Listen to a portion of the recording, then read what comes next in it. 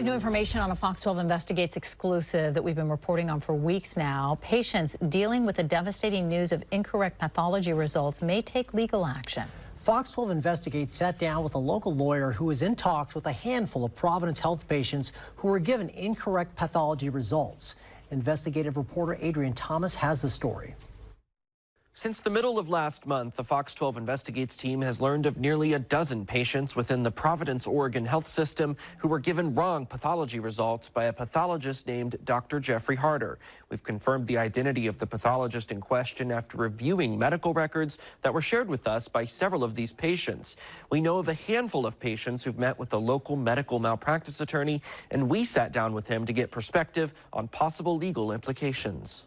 Patrick Angel is a medical malpractice attorney in Lake Oswego and has been approached by some of the Providence Health patients who were given incorrect pathology results. We asked Angel what a potential medical malpractice case concerning this situation may look like. So in this kind of situation, the case would have to rely on experts in the field of pathology coming forward to support a case like this, saying that missing this number of pathology samples is careless medical care, and doesn't meet the standard of reasonable medical care, reasonable, safe medical care. One of Angel's prospective clients is a woman named Jerry, who we sat down with last week. She asked we don't share her last name since she doesn't want her medical information to be public. She told us back on February 1st, her gynecologist's office called her to say that pathology results from a cervical biopsy done a year earlier indicated a high level of cervical cancer risk, information that Jerry was not provided initially. She tells us she still has many unanswered questions. I asked if I was the only person, and they had no answers for me. I asked if this was a mix-up in results. Did they test the wrong tissue? I was trying to just understand more of what went wrong.